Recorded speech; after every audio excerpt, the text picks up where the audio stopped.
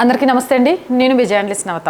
ప్రతి ఒక్కరం శివాజీ మహారాజ్లా పుడదాం, మరణించటానికి శంభాజీ మహారాజ్ని ఆదర్శంగా తీసుకుందాం.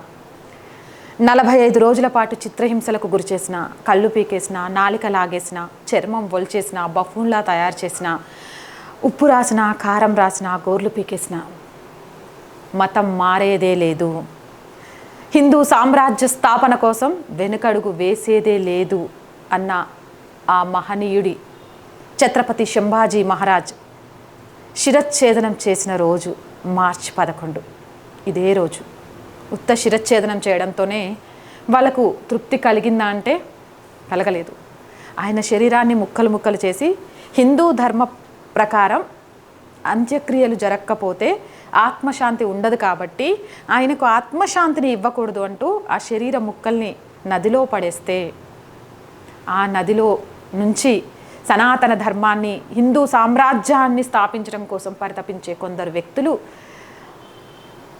ఆ నదిలో నుంచి ఆ ముక్కల్ని వేరుతూ దొరికినంత వరకు ముక్కల్ని శరీరంలోని భాగాలుగా తయారు చేస్తూ ఆయన ఆత్మశాంతి చేకూరడం కోసం ఆయనకు అంత్యక్రియలు నిర్వహించారట. నిజంగా అది వీరమరణం అంటే. అది ఎట్లయినా పుట్టండి బాయ్, పుట్టడం ఎట్లా పుడతామో మనకు తెలియదు, కానీ చచ్చేటప్పుడు మాత్రం మనం ఏదో ఒక్కటి చేసే చావాలి. మనకంటూ చరిత్రలో ఒక పేరు నిలుపుకొని చచ్చిపోవాలి. దానికి ఆదర్శమే ఛత్రపతి శంభాజీ మహారాజ్.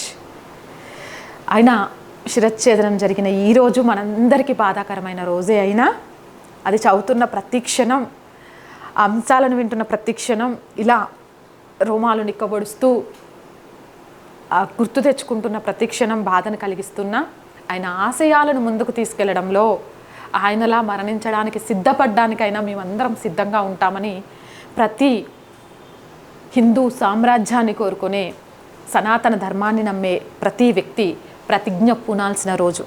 సో నేను ప్రతిజ్ఞ చేస్తున్నాను, సనాతన ధర్మాన్ని, దేశహితాన్ని కాపాడడంలో శంభాజీ మహారాజ్ వారసురాలిగా అడుగులు ముందుకేస్తానని మీలో ఎంతమంది వాగ్దానం చేస్తారు? ఆయన ఆత్మకు నిజమైన శాంతినివ్వడంలో ఎంతమంది ముందుకొస్తారు? కామెంట్ సెక్షన్లో పెట్టండి. జై హింద్, జై శ్రీరామ్.